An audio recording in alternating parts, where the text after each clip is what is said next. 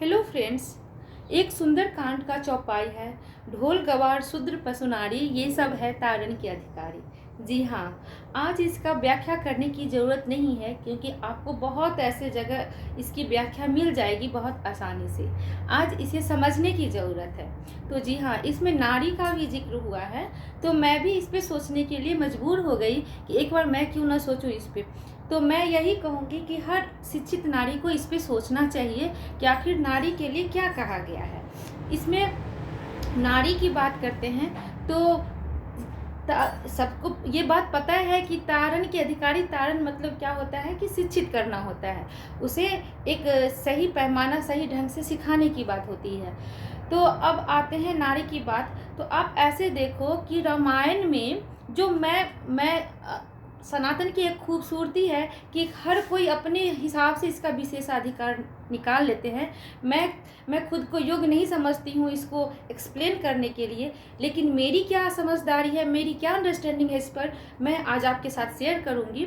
तो जैसे कि नारी, रामायण रामचरितमानस में सीता भी एक नारी है, शूर्पणखा भी एक नारी थी, और एक मंदोदरी भी नारी थी।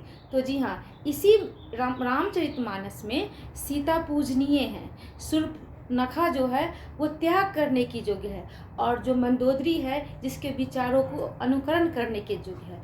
तो इसी में आप देख सकते हैं कि एक तारण सारे नारी जाति के लिए नहीं किया जा सकता है, वो नारी के कैरेक्टर पर डिपेंड कर सकता है। और तो ये मेरी समझदारी है कि आप किस चरित्र को लेके आगे बढ़ रहे हो, आप अपने आप को किस तरह से नारी के किस स्वरूप में डिफाइन कर रहे हो।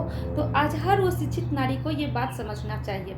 तो ये कंसेप्ट क्लियर हो गया कि हाँ, नारी के लिए जो भी कहा गया है हम उसके लिए सेटिस्फाई हैं, सही है। रही दूसरी बात मर्दों के लिए, तो उनको लगता है, मर्द कम्युनिटी को लगता है कि हमारे लिए कुछ नहीं कहा गया है। बिल्कुल नहीं, आपके लिए भी बहुत कुछ कहा गया है। गंवार शब्द का यूज किया गया है। जी हाँ, इसका मतलब ये नहीं है, बहुत ऐसे घर हैं, हम देखे हैं कि हमारे इलाके में ही बहुत औरतों को जलील किया जाता है कि नारी को त्याग करना चाहिए, त्याजना देना चाहिए, लेकिन उनको ये कोई जवाब देने वाला नहीं बोलता है कि गंवार के लिए भी कुछ कहा गया है। तो जी हाँ, इसमें गंवार के लिए भी कहा गया है कि जो गंवार है उनको भी तारना की ज़रूरत है। तो गंवार कौन हो सकता है? वो पुरुष भी हो सकता है, स्त्री भी हो सकती है, कोई भी हो सकता है।